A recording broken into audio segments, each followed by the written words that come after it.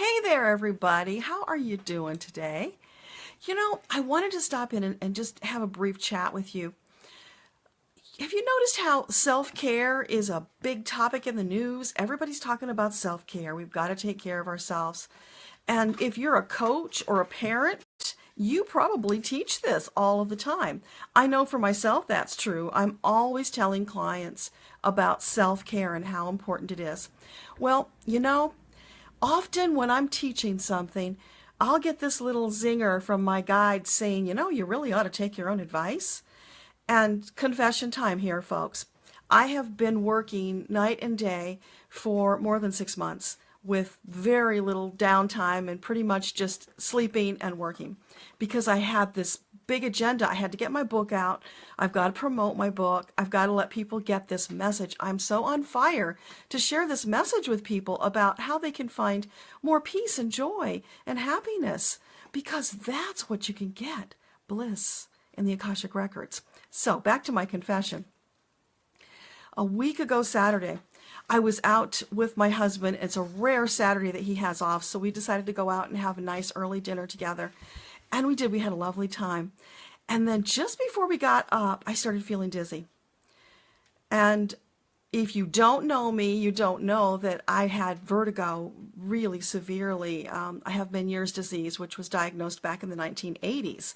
And it was so severe that I was disabled and ended up having brain surgery. So they can't cure it. All they can do is take other measures to stop it. So they clipped this nerve in my brain, which supposedly would stop the severe vertigo attacks. And it did for a while, but it's not perfect. I still have occasional ones. But that's part of the reason that I got into this whole empowerment thing, because doctors had no answers for me. They couldn't help me. The medicine they gave me turned me into a zombie. I could sleep and sometimes function, but that was about it. So I went looking for other options. And back in the 80s, we didn't have the internet, so I couldn't find a whole lot, but I managed. So fast forward into the late 90s and the 2000s, and I was having occasional flare-ups of vertigo. And so I went searching for homeopathics. And what I found is that there are some lovely homeopathic remedies that if I take them right at the beginning of a vertigo attack, it will stop it. Fabulous. Doctors couldn't do that for me.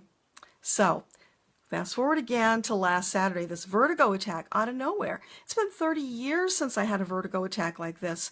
So we tried to drive home to get my remedies, and I couldn't do it, because what happens is your body thinks that you're spinning, so your eyes start going like this to compensate. Sorry about the phone. So your eyes are doing this to compensate, and it makes you violently ill. So that lovely early dinner was gone, and it just progressed, and we're sitting in this parking lot while I'm, horribly throwing up, trying to get my balance back. I can't even open my eyes. It's so bad. So after 2 hours of that, it's pretty clear it's not going to stop, and so I suggested we probably better call 911, because I don't know how much longer it's going to take. Usually what would happen is I would faint, and when I fainted, then by the time I woke up, somehow that did a reset, which is really amazing. And the doctors always said that fainting isn't a symptom of this disease. Well, I'm here to tell you that's the only time I faint. So anyway, I was hoping to faint because then I could get past this attack.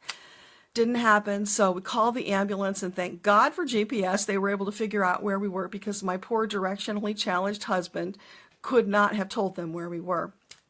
So they came. And now they've got to get me out of this car, and I can't open my eyes. And so they're taking me inch by inch, which of course is making me throw up some more.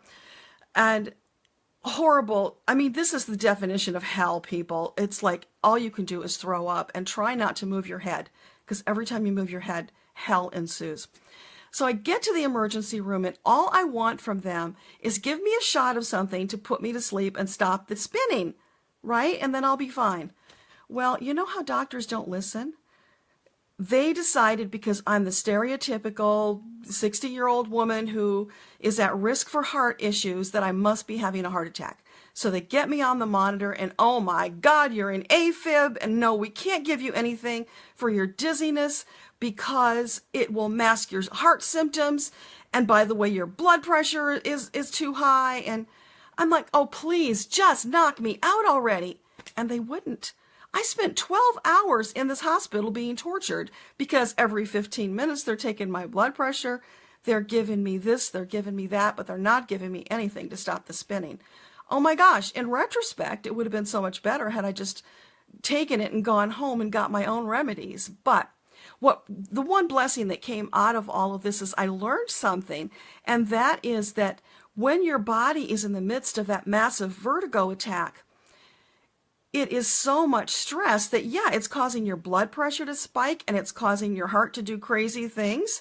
I didn't know that. So now I understand why I used to faint, because my body said, this is too much stress, we're going to shut you down.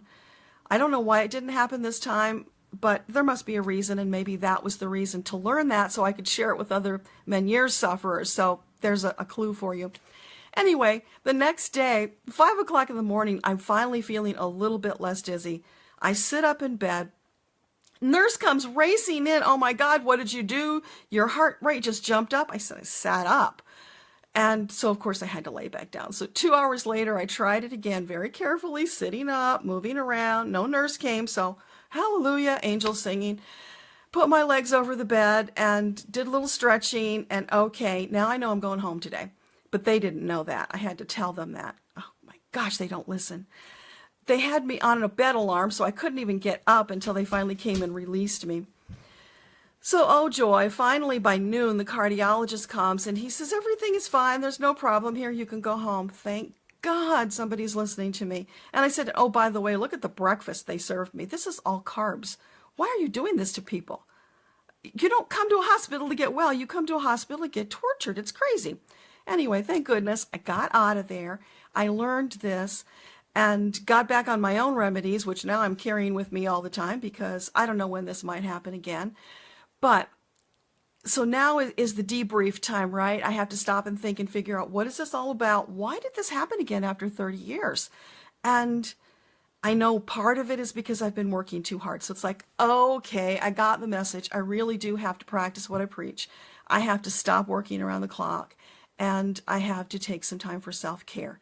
So that's my long-winded way of sharing this story with you and reminding you just how important self-care is, because, you know, if we don't do it for ourselves, our body will do it for us as a self-protective mechanism. And thank goodness it does, because if it weren't for that, we might have a bigger breakdown. So that's what I wanted to share with you. And if you're a Meniere sufferer, drop me a line because I can share with you the remedies that have really helped for this.